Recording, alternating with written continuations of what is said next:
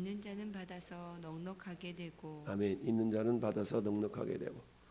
예수님이 마태복음 13장에 씨 뿌리는 자의 비유를 제자들에게 말씀하시죠. 제자들이 묻습니다. 왜 이렇게 비유로 말씀하십니까? 그럴 때 주님이 하셨던 대답의 말씀이 무릇 있는 자는 받아서 넉넉하게 되고 없는 자는 그 있는 것도 빼앗기리라 라고 마태복음 13장 12절에 말씀하셨습니다. 없는 자, 있는 자 두 가지로 나눠서 말씀하고 있죠. 무릇 있는 자는 받아서 넉넉하게 된다. 근데 없는 자는 그 있는 것도 빼앗긴다라고 말씀합니다. 자, 있는 자와 없는 자, 즉 사모하는 마음이 있는 자, 사모하는 마음이 없는 자, 주님을 사랑하는 마음이 있는 자, 주님을 사랑하는 마음이 없는 자. 여러분, 세상의 법칙은 행위의 법칙이죠. 일반적으로 아무리 그 사람 마음속에 악한 동기를 품고 있어도 그것이 겉으로 드러나지 않으면 그것을 세상 사람은 죄라라고 말할 수 없죠. 그러나 하나님은 사람은 외모를 보거니와 너희와는 중심을 본다라고 말씀하시면서 사람의 내면 동기를 보다 귀하게 귀중하게 중요하게 여기시는 그 하나님의 모습을 우리는 생각할 수 있는데요. 함께 읽은 본문은 다윗과 사울이 서로 대비되는 모습으로 성경은 기록하고 있습니다. 특별히 있는 자로 대표되는 것이 다윗이라 그러면 없는 자로 대표되는 사람이 사울이죠. 그러면 먼저 없는 자로 대표되는 사울의 모습을 볼까요? 그렇다면 사울에게는 무엇이 없다라는 의미일까요? 그것은 오늘 우리 12절 앞에 어제 보았던 12절 같이 한번 다시 한번 읽습니다. 시작. 여호와께서 사울을 떠나 함께 계심으로 사울이 그를 두려워한지라. 아멘. 자, 12절만 보면 무엇이 없고 무엇이 있는 거예요? 그렇지. 하나님께서 여호와께서 사울을 떠났으니까 사울에게는 여호와께서 계시지 않는다. 이 반면에 다윗은 함께 하셨다. 그러니까 다윗에게는 하나님이 계시고 사울에게는 하나님이 계시지 않는다라는 것을 알 수 있습니다.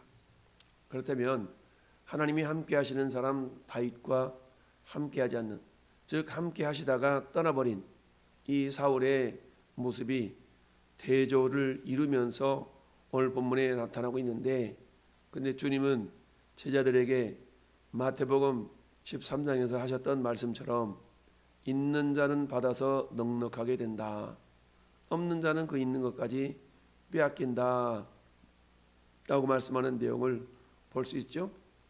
우리는 그것을 여러분 마태복음 25장에서 확인해 볼 수 있습니다.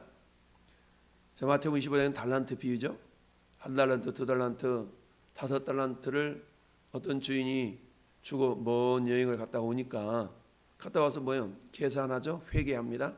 자, 너 내가 맡겨줬던 거 가져와봐. 한 달란트 받았던 사람은 뭐라고 얘기합니까?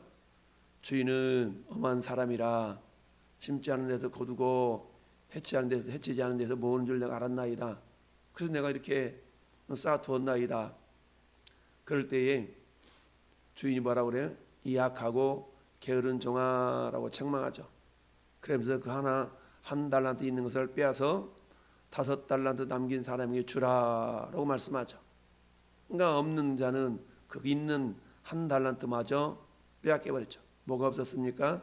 주인을 향한 신뢰, 주인의 마음을 아는 마음, 주인을 아는 지혜로움, 이런 것이 없었던 겁니다. 그러다 보니까 한 달란트마저 있었던 것을 빼앗아서 주인의 마음을 알고 가서 최선을 다해서 이익을 남겼던 다섯 달란트 받았던 자에게 같이 얹어주는 그런 은혜를 우리가 이미 알 수가 있습니다. 마찬가지로 오늘 없는 자로 대표되는 사울의 모습을 우리가 한번 보면, 자 17절에 사울이 다윗에게 이르되 내 맏딸 메랍을 네게 아내로 주리니 오직 너는 나를 위하여 용기를 내어 여호와의 싸움을 싸우라.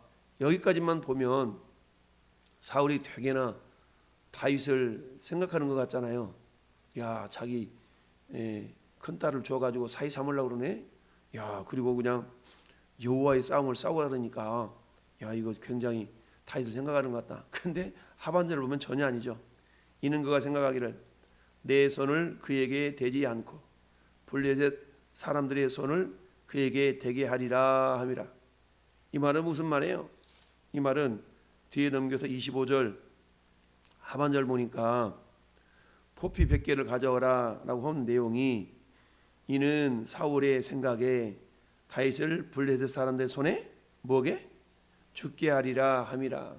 그러니까 너 가서 여호와의 싸움을 싸우라. 용기 내 가지고 여호와 싸움 싸워. 너 내 지금 사위 삼을 테니까. 이건 뭐예요? 진짜 사위 삼고자 하는 마음이 아니라 다윗을 블레셋과의 싸움에서 죽게 하려고 하는 그런 어떤 계략이었다라는 겁니다. 여러분, 하나님의 은혜가 떠나가 버리고 사단에 의해서 그 마음이 장악당한 사람의 특징을 우리는 볼 수가 있어요. 겉으로는 어때요? 명분이 얼마나 좋습니까? 야, 여호와의 싸움을 싸워 라고 명분은 좋아요. 근데 막상 그 마음의 내면에는 그야말로 시기와 질투심이 아주 충만해 가지고 결국은 다윗을 죽이고자 하는 그런 어떤 목적이 이렇게 생성된 걸 봅니다. 여러분, 우리 어제 모제 읽었던 단락에서 10절에 이튿날 하나님께서 부리시는 악령이 사울에게 힘있게 내렸다. 그러니까 다윗은 어때요? 그 악령을 쫓아주기 위해서 수금을 탔더니 사울이 뭐 하는 겁니까? 창으로 2번씩이나 막 던져가지고 냅다 다윗을 죽이려고 그랬죠. 그러면 10절의 모습은 10절 11절의 모습은 사울왕이 다윗을 죽이려고 하는 이 모습이 충동적인 거예요? 계획적인 거예요? 갑자기 악신이 들려가지고 막 수금 타고 있는 그 다윗을 향해서 확 창을 던졌어. 충동적이에요? 의도적이에요? 이건 충동적이라고 볼 수 있다. 충동적인 거예요. 그러니까 막 충동적이야. 근데 하나님 은혜가 떠나고 하나님이 간섭하지 않으니까 이제는 어떻게 변하냐면 계획적으로 변합니다. 여러분이 세상 법에도 그렇잖아요. 세상 법에도 충동적으로 죄를 저지르는 사람하고 계획적으로 뭔가를 하는 사람하고 형평이 다르잖아요. 근데 이제 하나님의 은혜가 떠나가 버리니까 그 다음에는 어떤 모습으로 더 나빠지게 되냐면 계획적이 된다는 얘기예요. 계획적. 그래서 이제는 어때요? 안 그런 척 하면서 다윗을 위하는 척 하면서 이제 아주 계획적으로 이제는 자기가 막 충동적으로 죽이려고 그랬는데 이제는 그게 아니고 자기 손을 빌지 않고 남의 손을 빌려서 교묘하게 다윗을 제거하려고 하는 그런 어떤 모습을 보이고 있다라는 거예요. 그러면서 어때요? 심지어는 자기 큰 사위 삼으려고 그러잖아요. 근데 큰 사위 삼으려고 했으면 끝까지 딸내미를 내버려 둬야 되잖아요. 근데 어때요? 그 딸내미를 19절 보니까 사울의 딸 메랍을 다윗에게 줄 시기에 무울라 사람 아드리엘에게 아내로 주었더라. 정말로 사위 삼고자 하는 마음이 진심이었다면 이런 일이 있으면 안 되잖아요.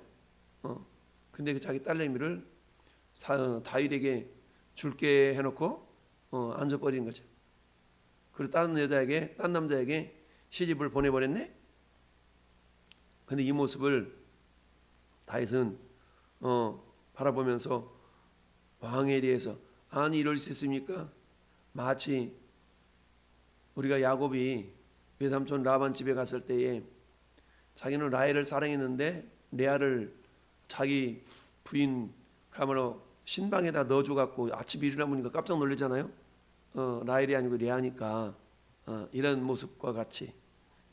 그래서 막 따지죠. 아니 삼촌 외삼촌 이럴 수 있어요? 근데 다윗은 안 따져요. 안 따지고 18절 보니까 다윗이 사울에게 이르되 내가 누구이며 이스라엘 중에서 내 친속이나 내 아버지 집이 무엇이기에 내가 왕의 사위가 되리까? 이 말은 뭐예요? 다윗의 겸손함을 보여주는 그런 고백이라고 할 수 있죠. 이것은 이빨린 소리가 아니라 한마디 말하면 따라합시다. 겸손이 체질화되었다. 겸손이 체질화된 사람이다라고 우리가 볼 수가 있어요. 왜 겸손이 체질화됐을까요? 그것은 다윗은 하나님과 동행하는 사람이었어요. 그러니까 양을 칠 때도 사자가 곰이 와서 양 새끼를 물어가면 하나님을 의지해서 가서 막 힘있게 싸워서 다 찾아오잖아요. 이것은 우리가 시편 23편 믿음으로 고백하는 그야말로 그 다윗은 하나님을 목자 삼는 삶을 살았던 것이죠.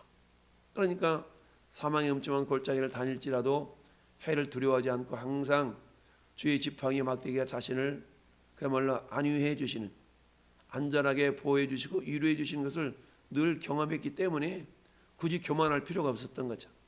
그래서 우리는 이 다윗의 모습을 어떤 사람이다? 겸손히 체질화된 사람이다라고 말할 수가 있는 거죠. 그러니까 이 사울은 하나님이 떠난 사람, 그나마 그 남아 있었던 하나님의 자비하심이 싹 사라져서 온전히 사단에게 붙들림 받는 그런 인생이 되고 만 것을 봅니다. 얼마나 안타깝습니까? 이와 반면에 있는 자는 받아서 넉넉하게 된다. 이와 반면에 다윗은 하나님이 함께 하시니까, 하나님 함께 하시니까 어떤 현상이 나타납니까?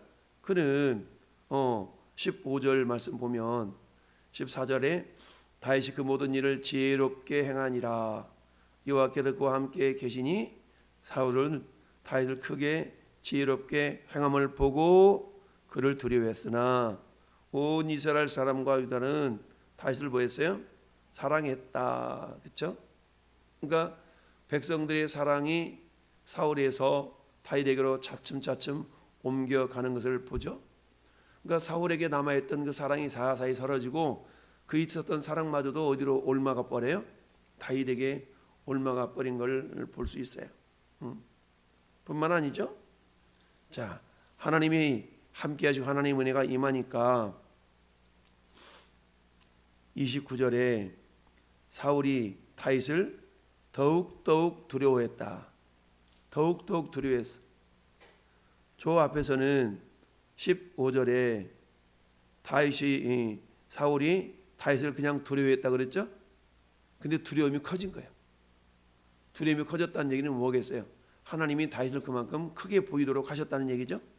그러니까 하나님이 사울의 심령은 약하게 하시고 다윗의 마음은 더욱더 크게 만드신 걸 봅니다. 더욱더욱 두려워했대. 뿐만 아니라 여러분, 자 30절 말씀도 볼까요? 블레셋 사람들의 방백들이 사울에 나오면 그들이 나올 때마다 다윗이 사울의 모든 시내보다 어떻게 해요? 더 지혜롭게 행했다. 그냥 지혜롭게 하는 것이 아니라 더 지혜롭게 행했대. 그러니까 이 다윗의 지혜로움도 더 자랐던 걸 보죠. 하나님이 더 크게 부어주신 걸 봐요. 마치 우리 다니엘과 세 친구들이 왕이 주는 진미와 포도주로 자신들의 마음을 몸을 더럽히지 않기로 하여 뜻을 정하잖아요. 그 다니엘서 1장 10절에 뜻을 정했더니 더 뒷부분에 가니까 1장 마지막 절 가보니까 다윗과 다니엘 세 친구들의 지혜가 왕의 진미를 먹었던 사람들보다 더 아름답고 지혜는 8배나 더, 지혜가 10배나 더 지혜로웠다라고 성경은 말씀하잖아요.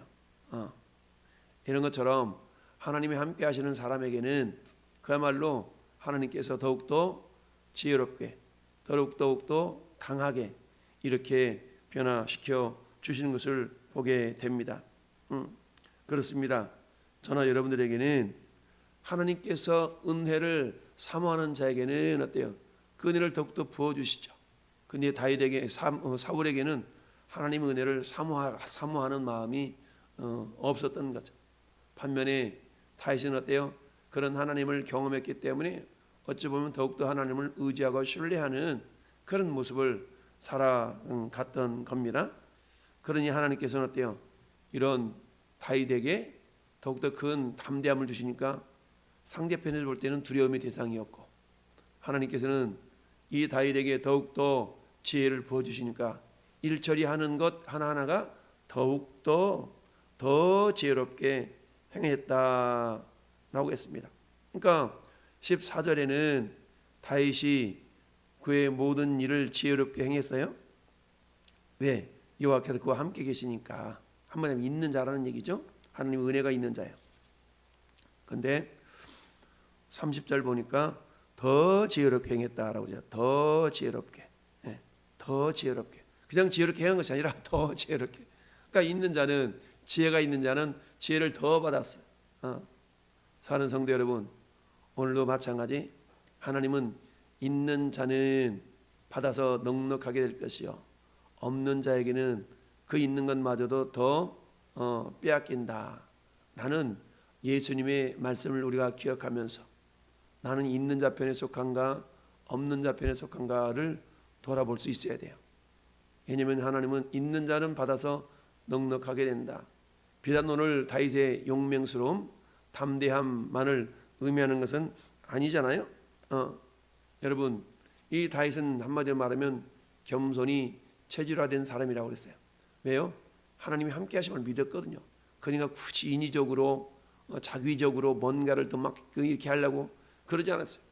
하나님의 선하심과 인자하심을 늘 신뢰하며 하나님을 따라갔기 때문에 결국 하나님은 그런 다윗을 높여 주셨던 걸 봅니다. 여러분, 자기 마누라 주겠다고 해서 메랍을 이렇게 쳐다봤더니 웬걸 딴 남자한테 줘버리네. 그럼 보통 사람 같으면 뭐 해야 돼요? 야곱이 그랬던 것처럼 아니 이럴 수 있어요? 근데 왕이기 때문에 감히 덤비지도 못하고 근데 속으로라도 이럴 수 있어요? 저럴 수 있어요? 이런 마음을 품었다고 성경에 기록되지 않은 걸 보면 다윗은 어때요? 한마디로 말하면 따라합시다. 선으로 악을 이기는 사람, 그렇죠? 선으로 악을 이기는 그런 사람이었던 걸 봅니다. 사도 바울이 로마 교회를 통해서 로마서에서 그렇게 말씀하시잖아요. 아무도 악을 악으로 갚지 말고 선으로 악을 이기라라고 로마서 14장에 말씀하고 있죠. 선으로 악을 이기라. 참, 전 여러분들도 어때요? 사도 베드로가 베드로전서 5장에서 겸손으로 허리를 동이고 겸손하라. 때가 되면 너희를 하나님께서 어떤다? 높여주신다. 하나님의 능하신 손 안에서 서로 겸손하라. 때가 되면 너희를 하나님이 높여주신다 라고 말씀하고 있는 것을 봅니다. 그렇습니다. 겸손이 체질이 된 사람을 하나님 높이 들어 쓰시는 걸 봅니다. 오늘도 겸손이라는 건 뭐라고 그랬어요? 겸손이라는 것은 나의 주인이 있음을 늘 인정하고 꼬람대의 삶을 살아가는 자세가 결국 겸손이다 라고 말씀드렸습니다. 사랑하는 우리 성도 여러분, 있는 자는 받아서 넉넉하게 되고 없는 자는 그 있는 것마저도 빼앗긴다. 여러분이 있어야 될 게 뭘까요? 하나님의 은혜가 있어야 됩니다. 근데 은혜는 사모하는 자에게도 부어주신다고 그랬어요. 지혜가 있어야 됩니다. 지혜가 없냐? 후히 주시고 꾸짖지 아니하시는 하나님께 구하라. 그러면 주신다고 그랬어요. 그 기본적인 것이 뭡니까? 성령님 내 안에 내주에 계심을 우리가 알고 늘 성령을 쫓아 행하는, 육신의 소욕이 아니라 성령의 소욕을 쫓아 행할 때에 육체의 열매가 아니라 성령의 열매들이 우리를 통하여서 쭉 맺어질 줄 믿습니다. 오늘 하루 우리 주님이 있는 자 삼으시고 더욱더 부어주시기를 원하시는 하나님 놀라운 은혜와 복이 저와 여러분 가운데 임하기를 예수님 이름으로 축원합니다. 아멘.